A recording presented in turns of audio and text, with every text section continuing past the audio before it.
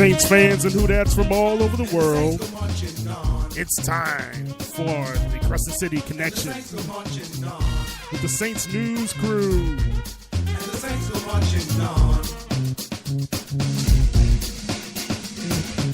First and 10, let the story begin. It's football Sunday, the Saints marching in. We went from bags on our heads to them calling us ain'ts. Now it's clear to say they gon' beat them Saints. First round bye, when we make the playoff, everybody hating, cause we get to take the day off. Vince and Boogie, nobody do it better. Now we on our way to our best season ever. Who that? And the Saints are marching on. Who that? And the Saints are marching on. Who that? And the Saints are marching on. All right, Saints fans and who that's from all over the world, this is Kyle T. Mosley of the Saints News Radio Network, bringing to you the Crescent City Connection. I am in the studio tonight by myself until Bob Rose shows up, but we're going to talk a little bit about the New Orleans Saints and what happened on Sunday against the Rams, as well as what to expect from the New Orleans Saints coming up against the Carolina Panthers inside of the Mercedes-Benz Superdome. The Saints fell to the Los Angeles Rams on last weekend, and the score was 26-20. There were some questionable things about the loss, as well as there were some things that you saw firsthand that the New Orleans Saints need to tweak going into this final stretch of the NFL season. Well, and even though the Saints lost the game, it did not give me one of those feelings that the Saints cannot right the ship. It did not also give me the feeling that the Saints were off base. It did show that the Saints have a very huge dependency on Marshawn Lattimore in the secondary. And can you believe it or not, most people wouldn't have said this last year, but Ken Crawley, and people forget last year Ken Crawley did well in relief of Delvin Breaux, but Ken Crawley started off the season on the bench the first two games of the year. Put him into the lineup due to injury. Ken Crawley excels. He may be one of those best kept secrets of how you have a guy that's better in the game situation versus a guy in training camp or if you're looking at on tape. So Ken Crawley as well as Lattimore were not in the black and gold against the Rams, but you saw how P.J. Williams and then we had Sterling Moore to be inserted a little bit later in relief for Devontae Harris. Really, the impact was there, or the lack of impact was there due to those two guys missing in the secondary. But on the flip side, we have a offensive young man that's going to really be very, very good throughout the rest of his career if he's able to stay healthy, and that's Alvin Kamara. I call him AK-41. AK-41 has done a tremendous job right now. Since week 6 of the NFL season, Kamara leads the league in yardage from scrimmage. He and Mark Ingram are on pace to be able to set the record as a duo from the backfield in the NFL, breaking Walter Payton's old record back in the 70s. He and I forgot Rolando.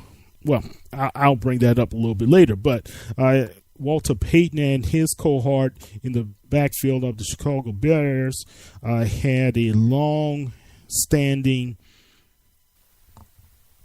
I would say, record as a NFL duo for backfield, but Kamara and Ingram look to be on pace. Quite surprising, because I remember Roger Craig, he did very well, as well as the gentleman that was with him. He had two guys that were with him in the backfield over at the 49ers. But anyway, we're going to talk a little bit more about what's going to happen with the New Orleans Saints coming down the stretch. The they're battling against the number one in the NFC. We have the Philadelphia Eagles, then we have the Vikings, and then the Rams, then the Saints. Now, because the Saints have lost against the Vikings and the Rams, that puts us at a disadvantage if it comes down to the final games and everybody has the won and loss records at even with the Rams and the Vikings and the Saints. The Saints are going to be playing a wild card, hosting a wild card game, I should say. So we shall see how this is going to transpire. We need to really have a very, very productive stretch run. We have some difficult games up ahead, guys. Let's not be questioning what's ahead of us. It's not going to be an easy run. The Panthers are coming in. They're breathing down the Saints' neck.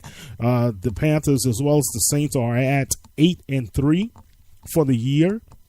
The Saints own the tiebreaker there since we defeated them earlier this season. But that was a Panthers team that didn't have to have their identity set. That was a Panthers team that had their quarterback injured at that time. That was a Panthers team that looked like they did not know which way to go, even on defense. But their defense has still been their defense with Davis as well as Kuechly. You know you're going to get a tenacious push up front against the Saints offensive line and trying to get to Drew. But can our offensive line do what they do as well as push those guys off the blocks and be able to penetrate down the field and give our running game a chance against the Carolina Panthers? That's going to be the key there. I really believe if the Saints can be able to come in and kind of put some pressure on the Panthers early on, almost like a heavyweight fight when you got to throw some body blows there. Can the Saints really continue to put the Carolina Panthers on their heels and then go and try to go down the field a little bit? But we shall see what's going to happen there. Right now, the New Orleans Saints, despite losing to the Rams, they are in a good position. We still have to face the Falcons twice this year, as well as we end up the season against Tampa Bay. So those are going to be some difficult games down the stretch, of course, because the Saints, let's look at the schedule here. After we play Carolina in the Superdome, it's going to be a nationally televised game for Fox with Troy Aikman and Joe Buck calling the game. Then on Thursday, December 7th, we have to face the Falcons in their origami type of stadium, their Mercedes-Benz stadium in Atlanta. Then the Saints, the following Sunday, have to go and face the New York Jets at home. Then we have the Falcons to come back, and we played them twice in 2 weeks. And we played them inside the Dome, and we wrap up the season on the 31st against the Tampa Bay Buccaneers. So Carolina, Atlanta, New York Jets, Atlanta, and the Buccaneers. So can the Saints, out of those 5 games, go at least 4-1? That's the question. What's going to be that one game that the Saints give up? We know that they're perfect in the division at this time. Can they remain perfect? Because we do have Atlanta. I believe that Atlanta is 7-4. They're right there in the thick of things as well, vying for a playoff spot. Can we be able to continue the track and continue the success in the NFC South?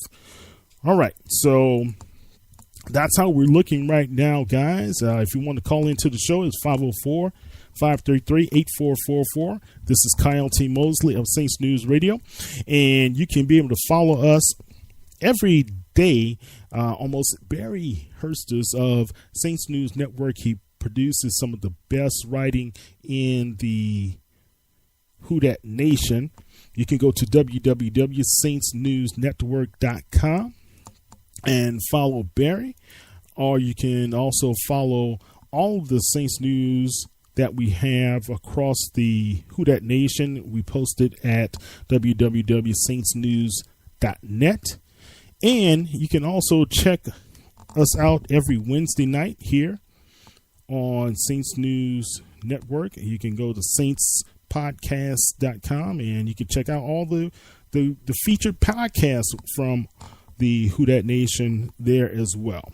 Okay, so join us every week, especially down the stretch. I think we're going to just give you everything we can this next 5 weeks. They're going to be very crucial for the Saints going into the final home stretch to get into the NFL playoffs.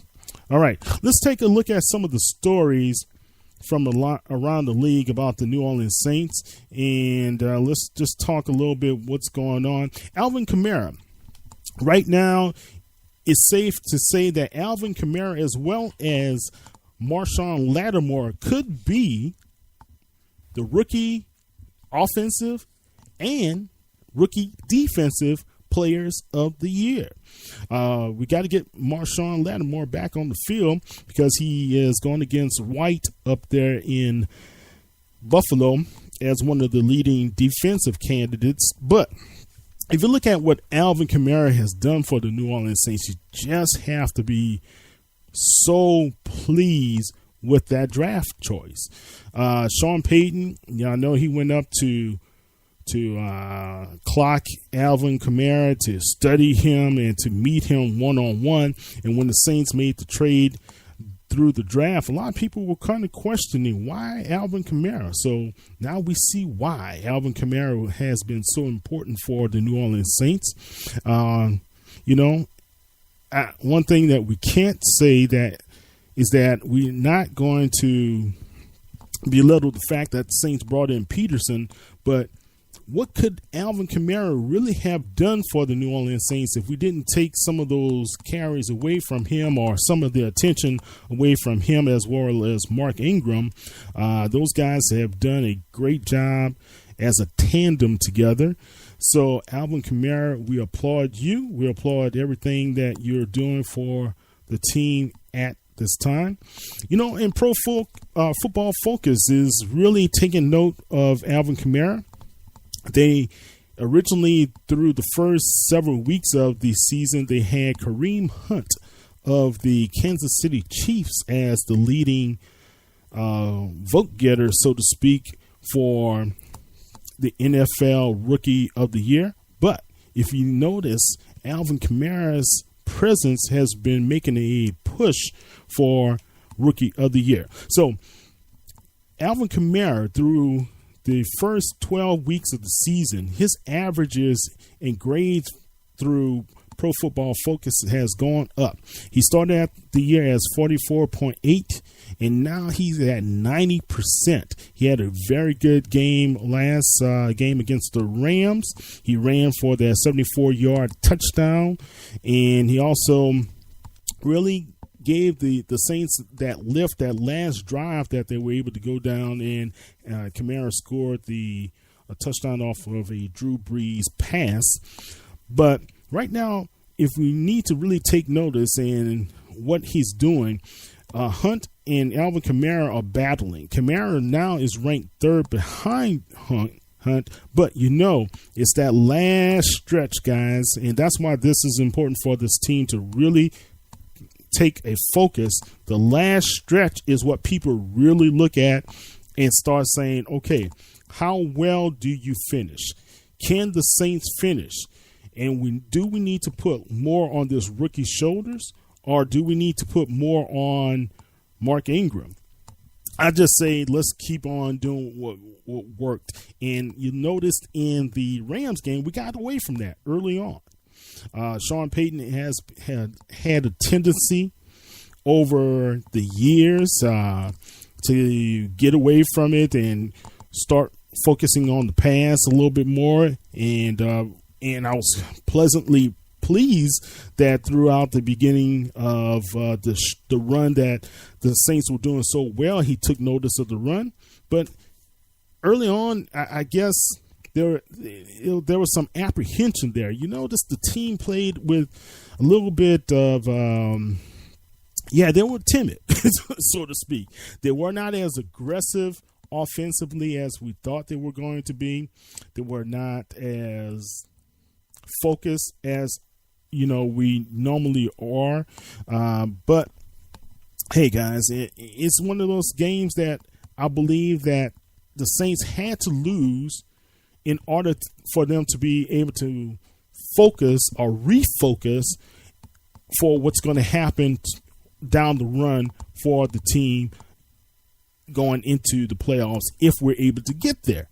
And the only way we will be able to get there if we keep focusing on rushing the football. So, Drew Brees did not have the normal Drew Brees-esque type of day, but Drew Brees is Drew Brees, guys, and we need to really love what we see and have in the future Hall of Famer of Drew Brees. And, so will all the attention be on Alvin Kamara these next few weeks? Yeah. Will all the attention be on how they're going to stop Drew Brees? Yeah. But we just can't run away from doing what we do. We're just going to have to do what we do and continue to do it well. So Alvin Kamara, we applaud you for what you have done. Drew Brees, we applaud you as well as, guys, don't forget, Drew Brees, Alvin, Mark Ingram, Thomas Morstead, Cam Jordan, and those guys are up for the Pro Bowl. Go vote. We need you to vote. Your vote counts. All these other teams who have people who are not as productive as what we see in Marshawn Lattimore, don't forget him, as what we see in our guys, they go vote for their team. So y'all go vote for our guys in black and gold as well. So go vote for Alvin Kamara, Drew Brees, Lattimore, Cam Jordan, Mark Ingram, whoever. We just need to get our guys in the Pro Bowl for Orlando. And what would be better to have our guys not even show up for the Pro Bowl because they're getting ready for the Super Bowl. So, all right. So go vote for these guys and let's see if we can get more of our people into the the Pro Bowl than what we did last season. That was really not a good report. We didn't have a good season at all the past 3 seasons. Let's be honest. But, there are some things that we need to know is that we have a good team, but we still need to make improvements down the stretch. So, Kyle, what are some of those improvements that you think the team needs to make? 1, consistency in the play calling. 2, secondary needs to step up. In case someone goes down, P.J. Williams, Sterling Moore, and it really was good to see Sterling Moore back in black and gold, and he played very well to help us down the stretch. You guys going to have to be that second layer for us to really continue to put some pressure down the line. In case one of those guys go down, wow, we got to keep on stepping up. And what's been missing is the great play from A.J. Klein. Missing as far as the national media is not really taking a whole lot of notice, but A.J. Klein as well as Robertson together have been a stabilitating force. They really have stabilized what we do, how we do it, and how the linebacker play has been very, very good. So let's see if we can continue with that. And there are some other improvements down the line, but I'm going to turn that over to Mr. Bob Rose of the Canal Street Chronicles. Welcome in, Bob. We were waiting for you. Well, thanks, guys. How is everybody tonight? Well, it's just you and me. Oh, well, happy Thanksgiving to you, Kyle, and to all of our listeners. Same to you, man. How's the little one?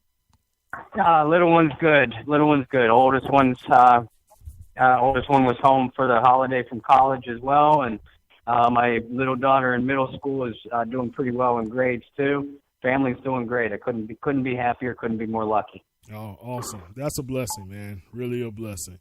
Well, hey, look, I've been chatting away for the past 20 minutes. I'm going to turn everything over to you. Well, Bob, tell me this, man. What's your takeaways about the Rams game? Well, first takeaway is the Rams are for real. And I'll be honest with you, coming into the game, I wasn't so sure that they weren't doing it with smoke and mirrors. I think every single one of us, when we looked at the Saints' schedule in the preseason, we probably had this game circled as a win. And obviously, as the games progressed, the Rams have an outstanding record. And they proved that they were for real because they really took it to New Orleans. Now, I realize the game was in Los Angeles and home field advantage. There's something to be said for that. But this Los Angeles team looks like a team that can make a deep playoff run. I was really impressed. That being said, I did not think that the New Orleans Saints played their game. The way that they had played most of their eight-game winning streak. But a lot of that has to do with the opponents too. And frankly, the Rams outplayed them. The Rams played Saints football better than the Saints did. Now, it didn't help that the Saints did not have their two starting cornerbacks, and I apologize since I'm just checking in. I don't know if you had addressed that already. But having Marshawn Lattimore and Ken Crawley out of the lineup defensively, along with Alex Okafor at the defensive end position, that's going to affect any defensive game plan. We really saw that out of Dennis Allen's game plan against the Rams. Devontae Harris, Sterling Moore, and even P.J. Williams were forced into off coverage most of the day, and the Rams took advantage of that right out of the gate. I mean, they were running quick slants and just taking advantage of the off coverage that they were given. It's a touchdown. Yeah, go ahead. Sorry about that. Like I said, they out-Saints the Saints. Their game plan, Sean McVay, I've always liked him as an offensive coach. An extremely dynamic young head coach and with looks like a bright future in this league. And he couldn't have game planned any better. He had the perfect game plan against the New Orleans defense. And we know that, I almost called him St. Louis. We know that Los Angeles has an outstanding defense, especially that defensive front four. And Alex Ogletree, guys, is one of the better linebackers in all of the NFL. And he had an outstanding game as well. Like I said, I'm really impressed with this team. I would like a rematch against them in the playoffs, with New Orleans having a fully loaded squad. But that's still not going to be any walk in the park, regardless of, if the game is played again in Los Angeles or if, New Orleans somehow pops over them and gets a home playoff game against L.A. This team is for real. The Saints have some issues to address. We talked about that. They have to get these injured players healthy again. And the offensive line, Kyle, I did not think played very well against Los Angeles. Again, that they were challenged by an outstanding defensive front. But Drew Brees, even though he was only sacked, I think twice, he did not have time to survey his downfield reads, and his wide receivers and tight ends were not getting open quickly enough for him to get rid of the ball quickly downfield. In my opinion, Brees was pressured a lot more than what we have seen, maybe even since the opener against Minnesota. Yeah. And that rendered the passing game, I'm not going to say completely ineffective because Brees is still Brees, but he did not have a good game whatsoever because he was rushed, had to hurry some of his throws, and we saw him short arm a lot of throws too. How often do you see Drew Brees skip a pass into his wide receiver, 15 yards down the field? And we saw that, at least 3 or 4 times that I can think of. Yeah, can I ask your opinion on this? Because this is something I've been noticing about Drew over the past several years. And I've had debates with different analysts about this as well.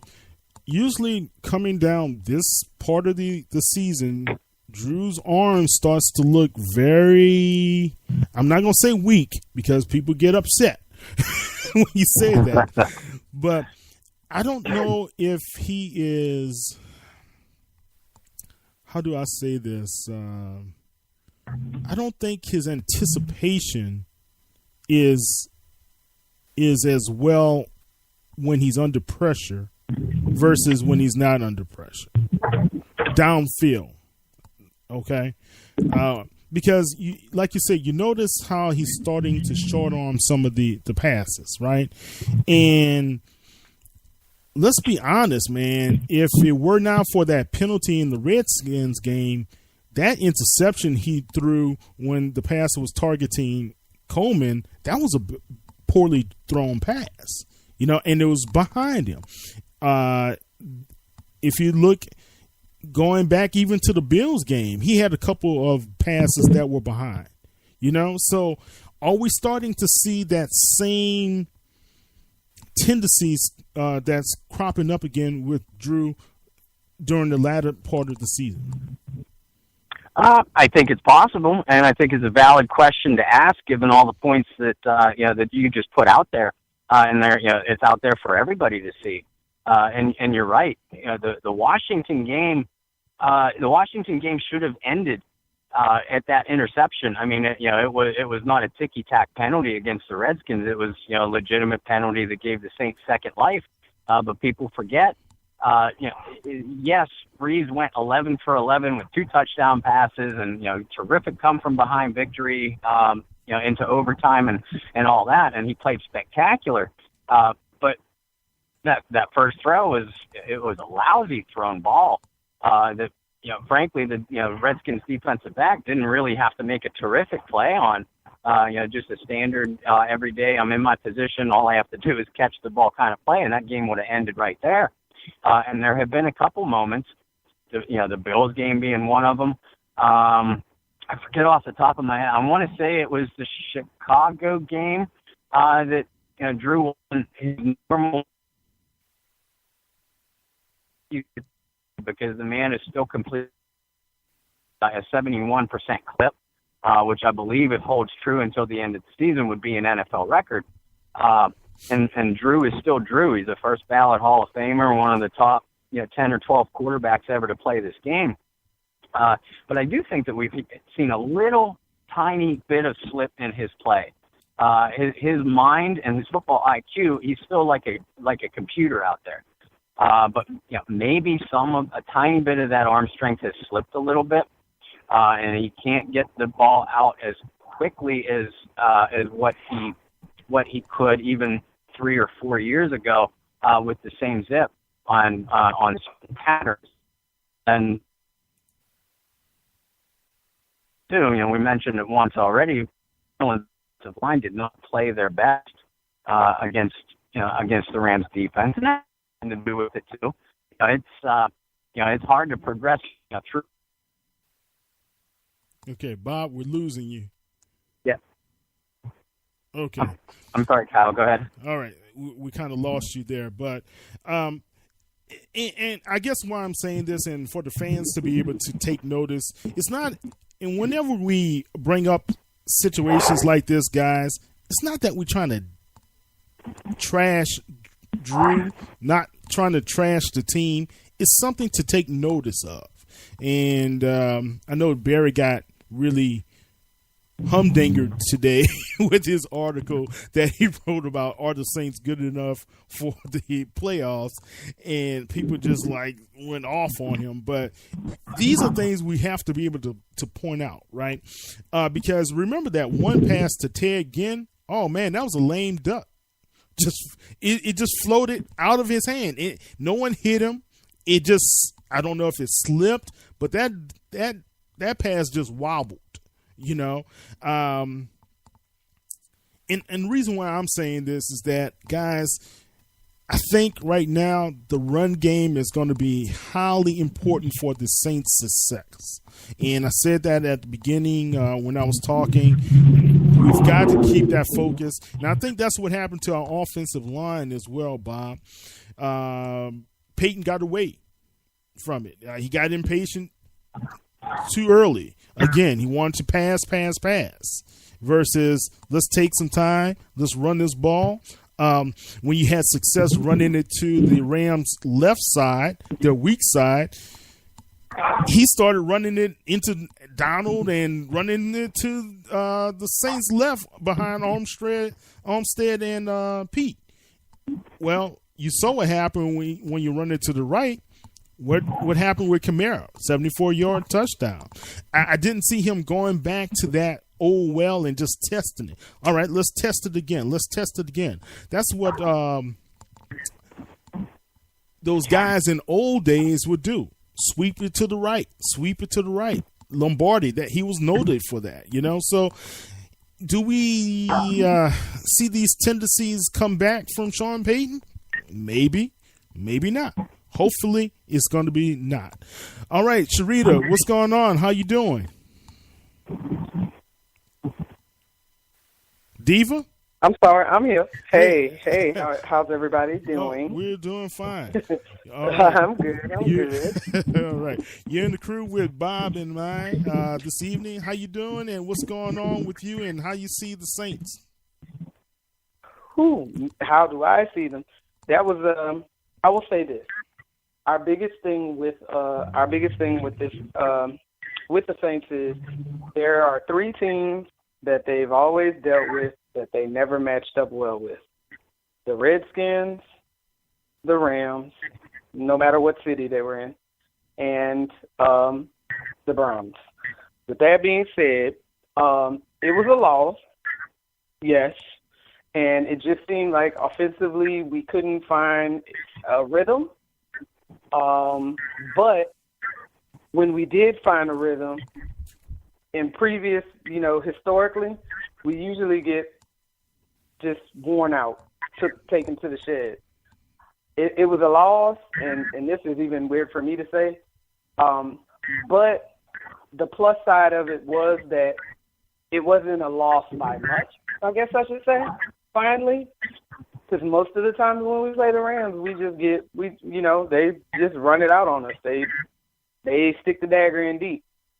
It just took time. It was one of those things where we never found a rhythm, and when we did find a rhythm, we ran out of time. I mean, that's a good point. So that's how I look at it. In the sense of breaking a cycle, a consistent cycle that has happened years and years and years on end, I would have liked to see a win, but that's a lot better looking than what we dealt with, in prior years. Right. And you bring up a good point. We always have had problems with the Rams. But, Bob, is it more that we have problems with the Rams, or do the Saints just have problems with fast defenses? I think a little bit of both. Like Sharice just pointed out, the Saints historically, Sean Payton Saints teams, historically has struggled against the Rams. They really took it to them last year in the Dome, but Coach Payton made that little bit of a personal battle between he and the Rams defensive coordinator at the time, Greg Williams. We all know about the history with that. But I think, schematically, and I heard a couple of analysts point this out in the days leading up to this game against the Rams. Remember where Rams head coach Sean McVay came from? He was his last job to this was the Washington Redskins offensive coordinator. Right, and Sharice, just like you pointed out, always have had problems against the Redskins, especially the Redskins offense. Well, who was the coordinator? Sean McVay.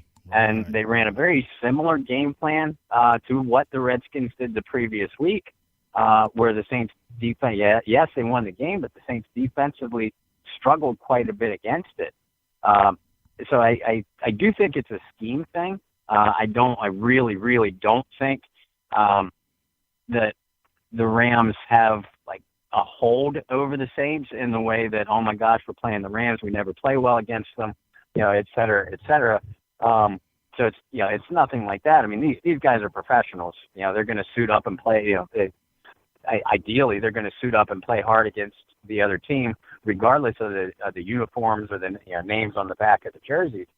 But that does raise a couple of question marks that if the Saints do see this Redskin team again, what's going to change? What's going to change about the Saints' game plan, both offensively and defensively? You would think and hope that they would have learned lessons, coming out of this loss. Yeah. And when you look at it, guys, the Saints' tendencies, and Sharita, you and I, we've been on Saints News Radio for the past 7 years, right? Yes, sir. And how the professor became famous, remember, it was his rant over how we lost to the Rams. It hasn't been any different since, but even those Rams teams of old still had great defensive lines. They had their numbers. And linebackers. And I believe, Bob, also what we saw again, because some of the plays in the screen game, if it were not for Kamara's elusiveness, they would have been for losses, right? Because of the linebacker play. But some of the crossing routes, which the Saints would have picked up first downs easily, those defensive backs as well as the linebackers play very physical against this team, right? So my question is, do we have the physicality to be able to play and match up against teams like we're going to see the Panthers again, the Falcons again? And look, the Jets are not going to be any walkover, okay? So we've got some games coming down the pipe that are winnable games, but we're going to be challenged. Oh, you better believe it, and especially after this performance, other teams, other coaches are going to watch this film and probably wonder the same thing that we're sitting here wondering now. Okay, if we get physical with these Saints receivers and running backs coming out of the backfield and their tight ends, are they gonna lose effectiveness? Are they going to kind of give up on their routes, or cut short their routes, or maybe not run their routes as sharp?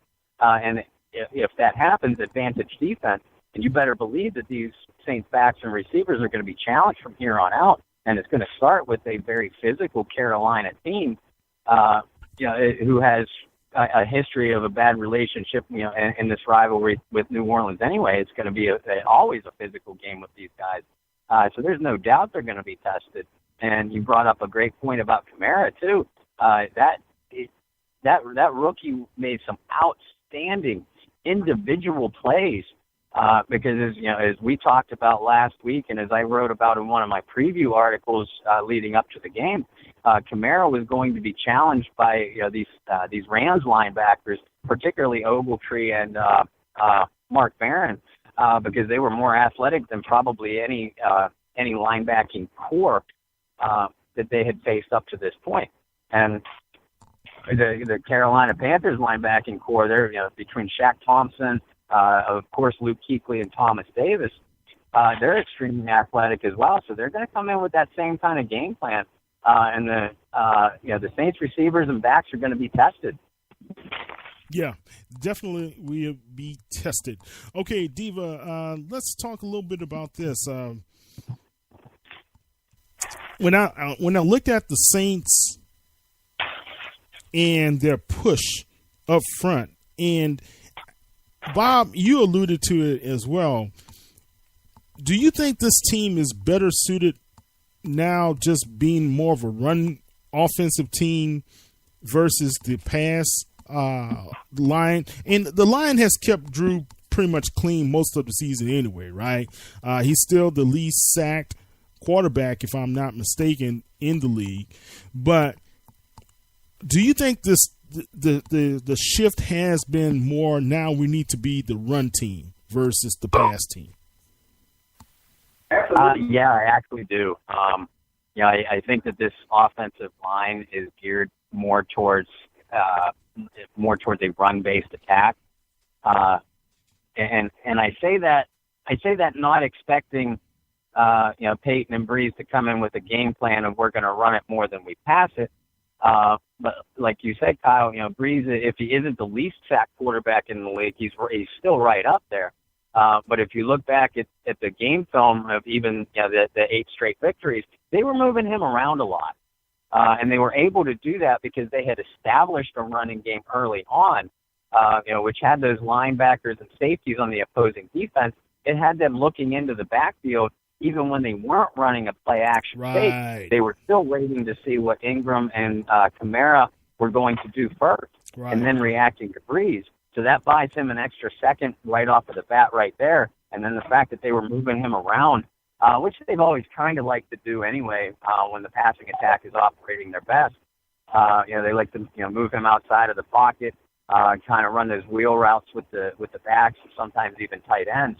And just a quick rhythm passing attack. But the team has to establish the run first for that kind of thing to be effective. I don't think that this line or the receiving corps, for that matter, is going to thrive if they have to throw the ball 45 or 50 times a game anymore. Right. Yeah, and, Diva, you brought up a good point earlier as well. The Saints lost, but it wasn't a huge loss.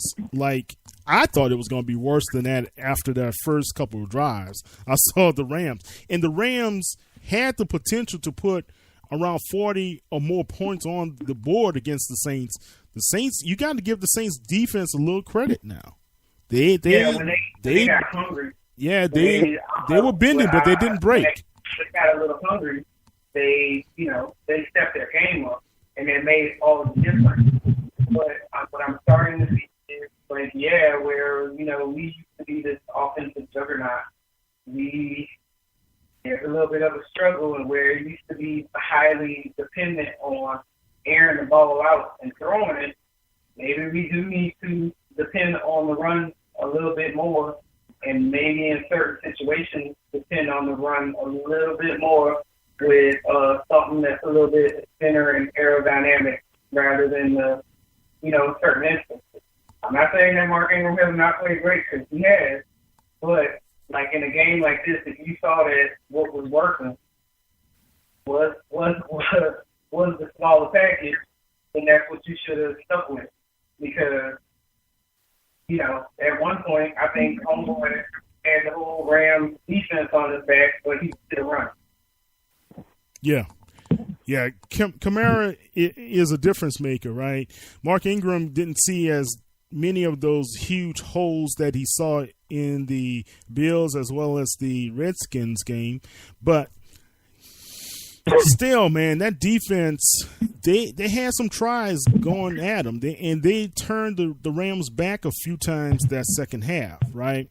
I just think the same thing has been hitting the Saints ever since a couple seasons ago. Now, people are going to say, well, Kyle, the Saints offense still averaged over almost 30 points a game the past couple of years. But, guys, that offense has not been as consistent. And we keep on, I guess, putting blinders on, so to speak. But this offense is not consistent and still hasn't shown, like, a game after game after game after game consistency. Remember those first few games that we won to start the winning streak, the defense was responsible for that, right? So we need to see the offense be a little bit more consistent, and we need to pound the ball. Right now it's time to pound the ball because, man, in a few weeks we're going to see I don't call him Julio, I'll call him Julio.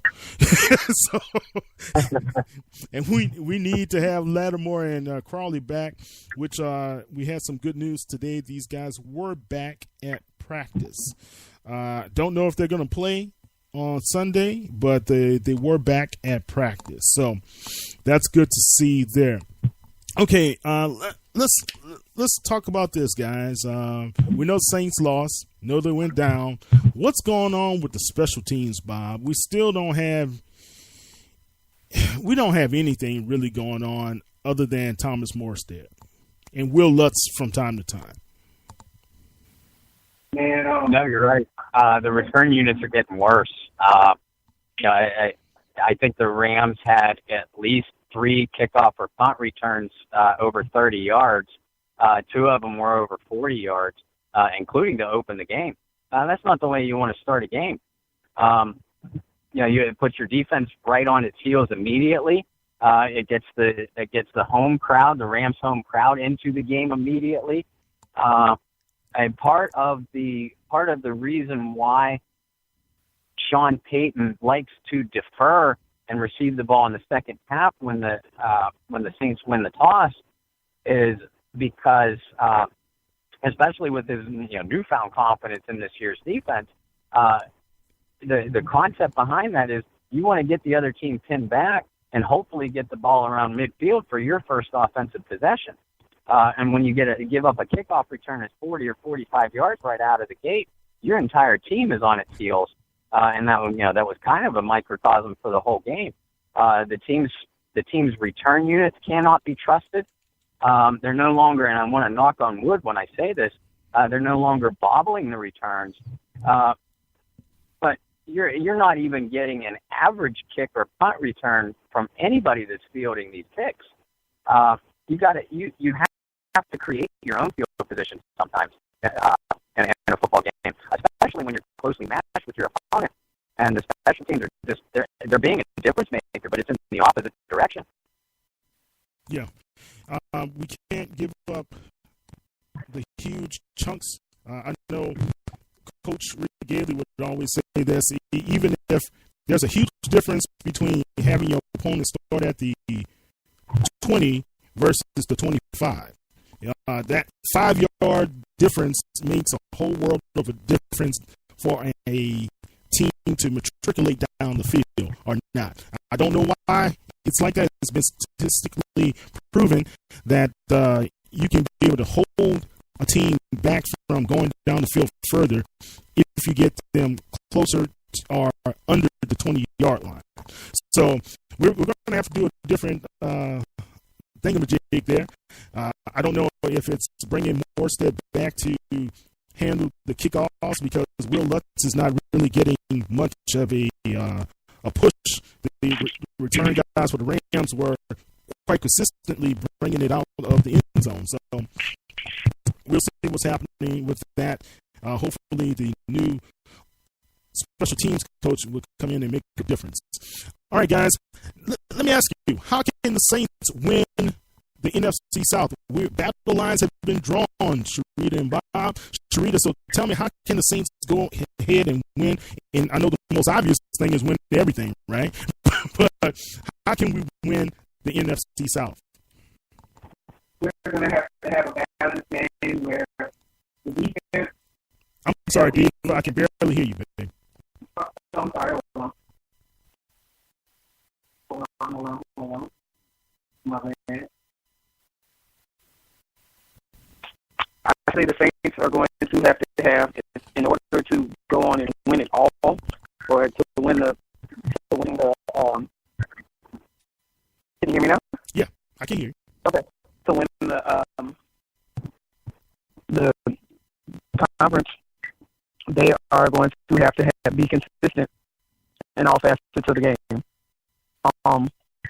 Making sure that, you run when you need to run, you throw when you need to throw, but most of all, just keep hoping that the guys on the defense stay healthy.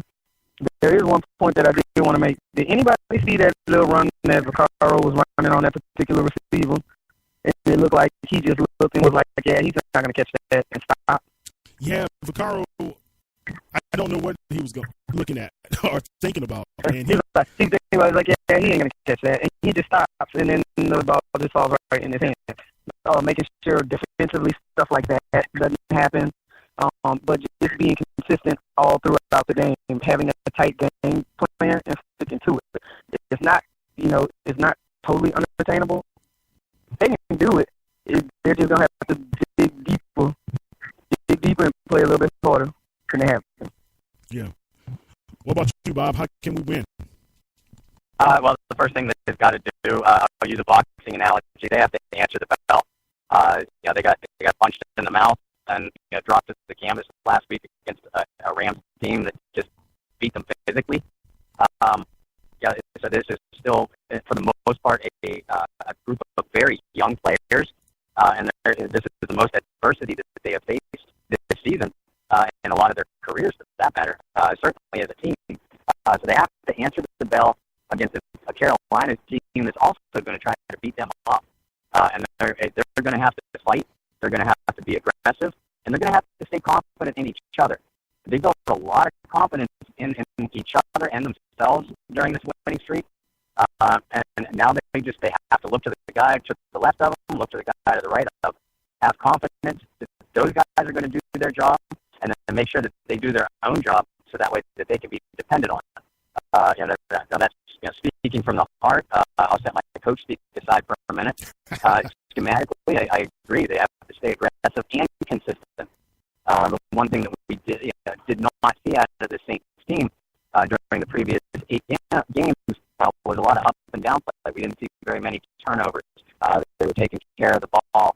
They were sticking to what they felt confident in their own game planning and their own abilities, and they felt like that they were the better team and the better units offensively and defensively against everybody that they played, and it's just strictly back to basics.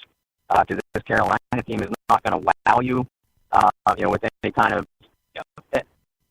outside of the box thinking or anything like that. They're just going to line up and try to beat you, and the Saints are going to have to match that. The only battle that you can win is the first battle in front of you, and they are it. They already have a game up on Carolina, so this victory is huge. This game is huge. I realize we have Atlanta twice after that. A pretty tough New York Jets team that cannot be overlooked, and then of course Tampa Bay again. But you have to fight the battle that's in front of you first, and Carolina's the one.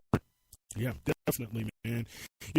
One thing that the Saints, if the Saints win against Carolina, going to face the Falcons on Thursday night makes me feel a whole lot better.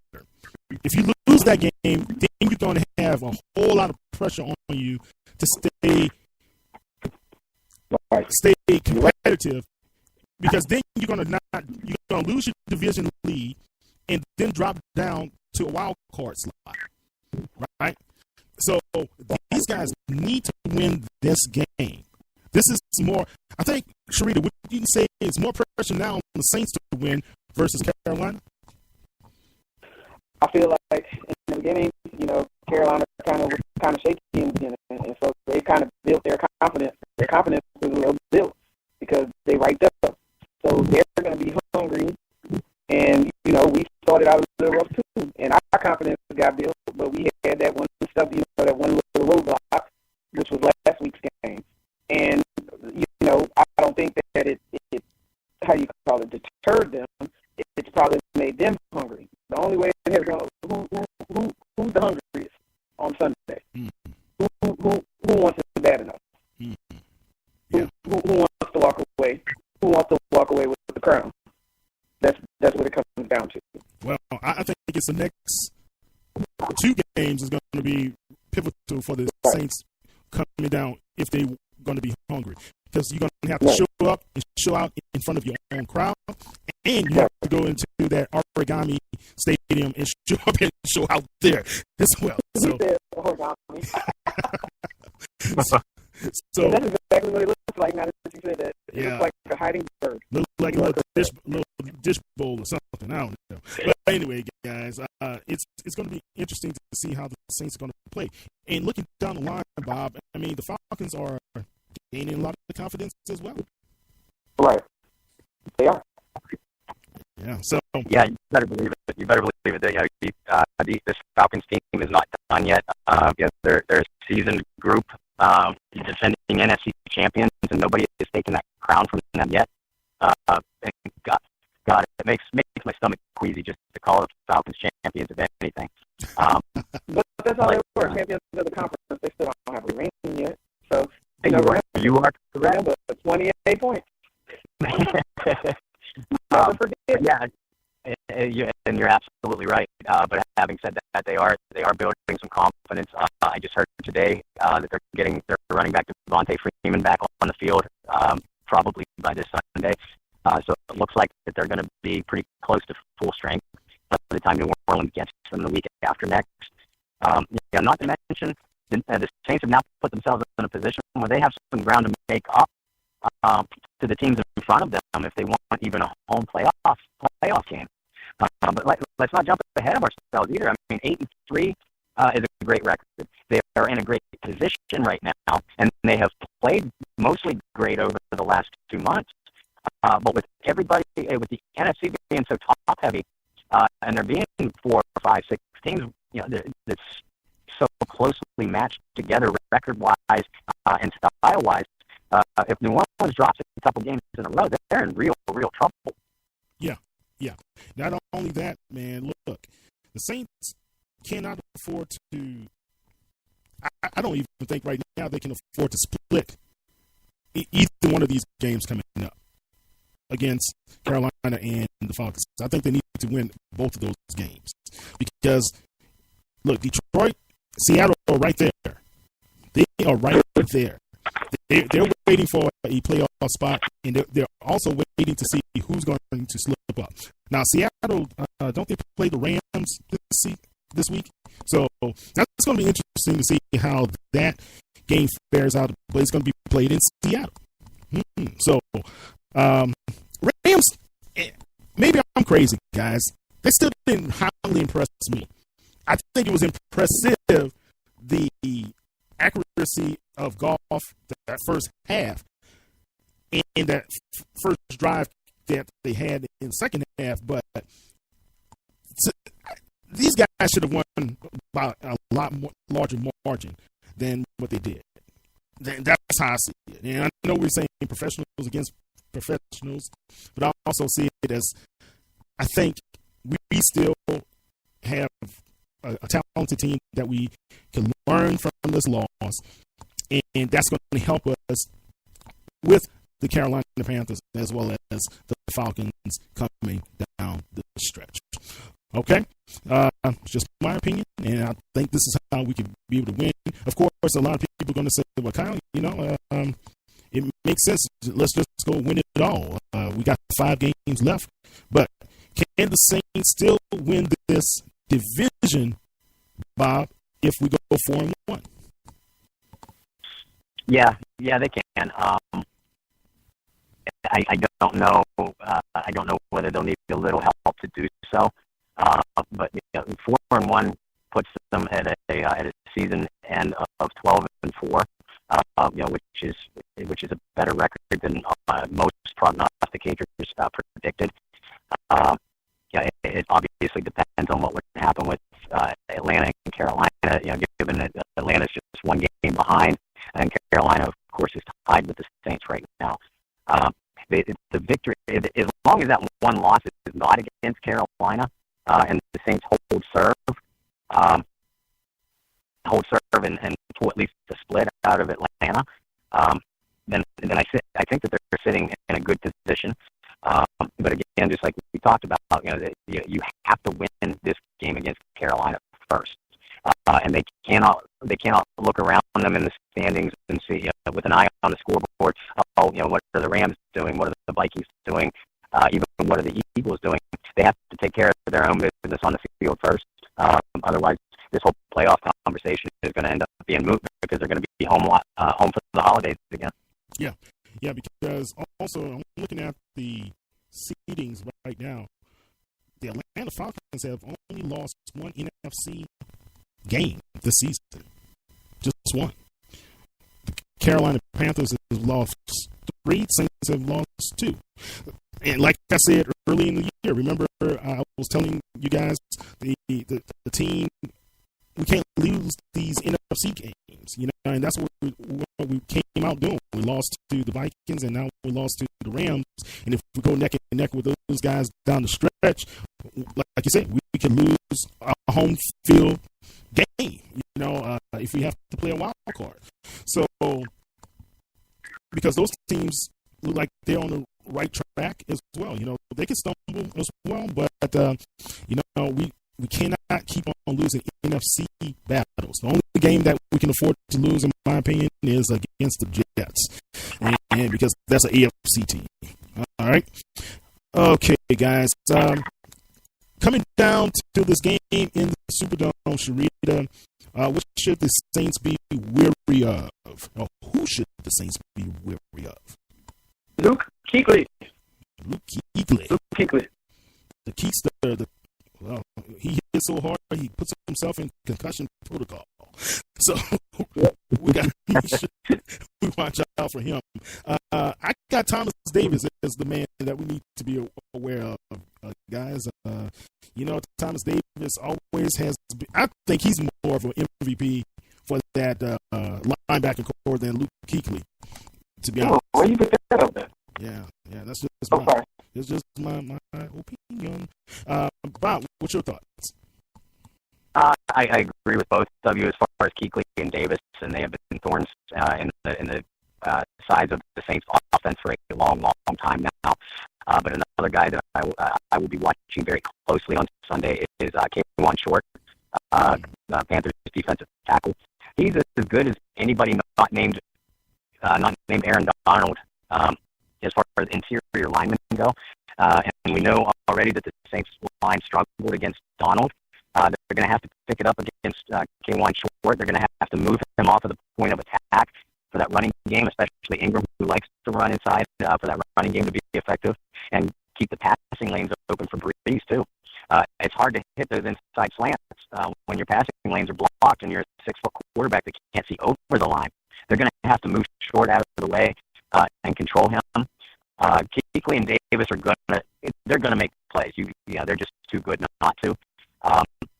But I will take Michael Thomas on shorter inside routes, and I will take Alvin Kamara athletically against them, and I will take Mark Ingram's experience and abilities against those guys, and I consider that almost a wash. You need to control the Carolina defensive line and let your playmakers make the plays. Good. We didn't talk about anti-Superman there and fashionista Cam Newton. So his legs, he's gotten more confident using his legs. I know this past game against the Jets, he only did 28 yards or something to that nature. But the game before that, he put it on the ground and ran for close to 90 yards, if I'm not mistaken, as well. So he always has a very contentious game in the Superdome for some reason. We could beat them in Carolina, but when he comes to the Superdome, he seems like he wants to amp it up a little bit more, so we've got to pay attention to him, as well as the young man McCaffrey. He's going to be anxious to be able to show his wares against Alvin Kamara, so that's going to be a good little battle to see Kamara and McCaffrey do their little deals in the Superdome on Sunday, guys. So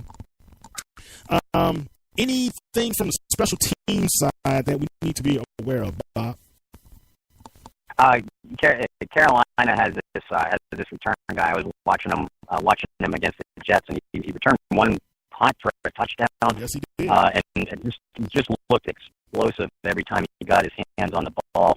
I'm searching for his name right now. Kalen Clay.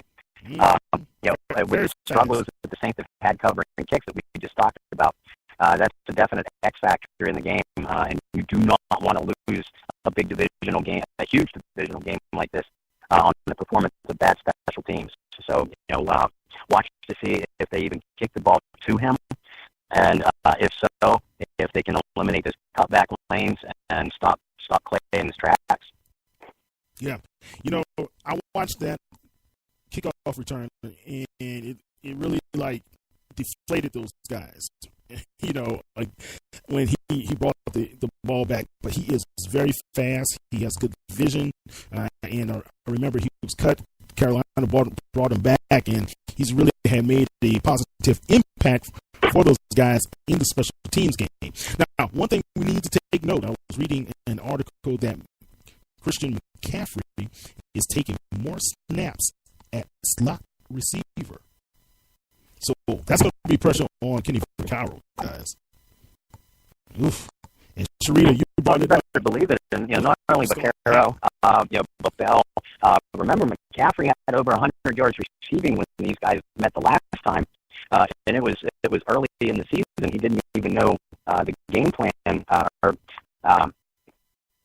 a rookie 3 games in is still learning the acumen of the league, and he's now on more solid footing. And Carolina is starting to use him to his versatile abilities, and now you put him on the fast track of the Superdome surface. He's going to be a handful for these guys.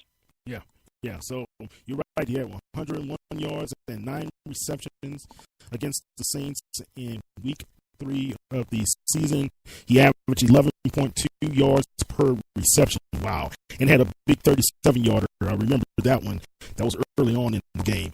So, yeah, we're going to have our challenges, but that's why we play the games, right? All right, guys.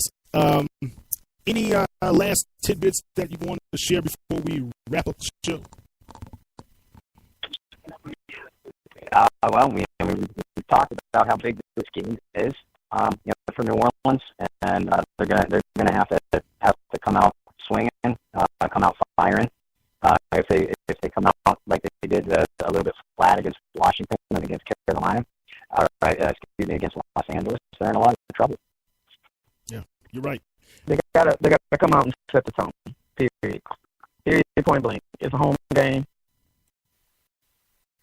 They know what's riding on the line. Everybody knows what's on the line right now.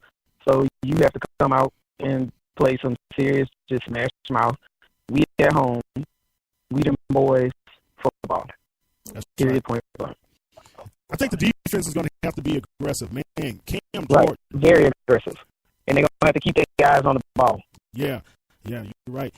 Look, I don't know what the first half of the game against the Rams versus that second half, I think our defense was just gassed. Up the defensive line, because Cam Jordan was trying his damnedest to get after Goff, and he was able to sack him twice. But man, it just seemed like those guys lost a lot of their energy. And Bob, Dennis Allen made the decision to only have 3 defensive ends, and they had Jordan, Hendrickson, and I forgot the other guy playing. And then it switched Sheldon Rankins to defensive end. Why do that and not give this kid Muhammad a chance? We've asked each other that question almost every single week of the season so far. And I continue to not have an answer. Now, I will say this about Muhammad. Given the way he performed in the preseason, we can all agree that he was a little bit undisciplined in controlling the gaps against the running game. Mm-hmm. So I don't know if he's a guy that you want on the field against the type of read option that Carolina is going to throw at them. So if they rule him inactive for this game, I don't know that I would throw a fit about it. I think Trey Hendrickson and the experience of Kikaha were even moving Rankins outside the defensive end, along with moving the safeties Bell and Vaccaro, keeping them close to the line of scrimmage. And I think that's the way that I would play this Carolina running game. But Muhammad's style of play has been a good match for other opponents that they have played, and I continue to not have an answer why they're not putting them on the field. Yeah, strange.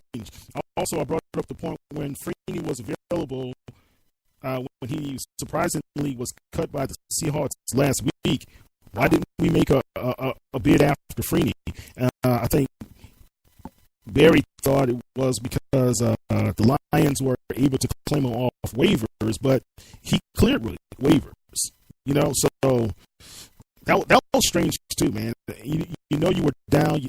Okafor was gone for the season, why didn't we at least make a more aggressive attempt for Freeney? Knowing where we were in the standings, I think Freeney would have been more likely to come to New Orleans versus going to the Lions. You would have certainly thought so. But my question about Freeney is, what does he really have left in the tank? I mean, would he have been a good contributor to this? He did have what, 2.5? He did have 2.5 seconds now without Okafor. But I'm still more going to have to give the young guys a shot. It's not like Hendrickson or even Picard when he's played. It's not like they played badly. We've certainly seen a bigger, more poor performance from that opposite end position in recent years than we have out of these guys. I'm okay with what they have. Yeah. I apologize, Kaha. I was thinking who was the other defensive end. It was you. But I still see Kaha just a step or two late. Just a step or two late. I know he's trying to get back and he's recovering from that injury, but he's still a little step or two late. Well, anyway, guys, the guys in black and gold are going against the Carolina Panthers. Diva, how do you see this game wrapping up? I hope it wraps up with a win. I don't predict scores. I know you don't. They set the tone early, keep it consistent, and come out with the W. That's what I'm missing. Okay. Bob? I like the Saints in this one. I'm going to go with 27-17. But I like the Saints in this one only if those cornerbacks, if Crawley and Lattimore, are back on the field. Because you guys know, too, just in how well both cornerbacks have played and their abilities to take out those outside receivers, it affects the run defense, too. Because it allows an extra man or two in the box to help shut down that running game. And the Carolina receivers aren't going to scare anybody. So it's not like the Saints will be heavily challenged on the outside. But having an extra man or two to put inside that run box to help shut down Cam Newton's legs, McCaffrey and Jonathan Stewart in the running game, that's big. And I like the way the Saints team matches up against them. So, yeah, I'm going to go 27-17 New Orleans. All right, awesome. I got the Saints 31-24. So real tight on there. You can even say 31-28. It's going to be a tight one, man. All right, so guys, Alvin Kamara has been nominated a game for the NFL Rookie Honor of the Week for the FedEx Award. So go to NFL.com and vote for Alvin Kamara for his great performance. The rookie, as I said earlier in the program, has been doing a phenomenal job. We need to support him in the Pro Bowl voting as well. So do not forget to keep going to NFL.com, and also you can go to NewOrleansSaints.com and vote online for the Pro Bowl. Drew Brees, Cam Jordan, Mark Ingram, Kamara up there, as well as Lattimore as contributors. Oh, quick question. Before I let both of you guys go, could it be if Lattimore is able to come back healthy and perform consistently like he's performed throughout the rest of the season, and Kamara do the same, could it be that the Saints will be the first team to have the rookie offensive and as well as defensive rookies of the year? You better believe it. I think, in my opinion, Lattimore clinched Defensive Rookie of the Year by not being on the field over the last 2 weeks. In the article that I'm finishing and should be out tomorrow morning, I alluded to that point. Look at what Kirk Cousins and Jared Goff, the quarterbacks of the Redskins and Rams, did against this defense without Lattimore in the lineup. So if he gets back on the field, in my opinion, he's already the favorite for Defensive Rookie of the Year. And with his absence in the last 2 games, outlined how important he is to this defense. And Kamara, my God, name me another offensive rookie that's even come close to this kind of impact over the first 11 games. It's not even close. Well, there are some guys in Kansas City screaming, "Hunt, hunt, hunt!" So we will we'll see how everything transpires, guys. Bob, how can people follow you on social media? First of all, guys, thank you again for having me on the show. I love being part of this family. But folks, you can follow my work through the Canal Street Chronicles. We have a Facebook page and can be followed on Twitter as well at Saints CSC. And you can also follow my own personal Twitter account, BOBBYR2613. And I have my own Facebook page as well under Bob Rose. So please, look me up. Let's talk football. New Orleans Saints are just throughout the league altogether. I love having engaging conversations. So it's an honor to be part of all this. Yeah. Well, hey, man, you don't have to say thank you again. You are our family, so you are a part of us here at the Saints News Crew. So, Diva, how can people follow you? You said, how can we repeat that? How can people follow you on social? Oh, how can people follow me? Oh, you can follow me on Twitter. I'm sorry. You can follow me on Twitter. You can follow me on Facebook. On Twitter, I'm under Cha-Cha Nola. On Facebook, it's Sharita Baptiste, of course. And yeah, you can follow me there. All right, good. And you can check us out. Don't forget, you can follow Barry Hurstis at Barry Hurstis on Twitter as well as on Facebook. And you can check all of our Saints News Network.com articles online with Barry writing good slew of those on a daily basis. Also, you can follow us on Twitter at Saints News and on Instagram and on Facebook at Saints News. We are the original Saints News in the Who Dat Nation. All right, guys, it's been a pleasure having you on board, and let's have our boys bring home a win in the Mercedes-Benz Superdome on Sunday afternoon, late afternoon. It's going to be a late game. Don't forget, this is going to be a nationally televised game by Fox. The game time starts at 3:25 p.m. Central Standard Time, so be there or be square. Saints fans and who that's from all over the world, this is Kyle T. Mosley with Bob Rose as well as the Diva Sharita Baptiste. See ya and take care. Bye. Who dat?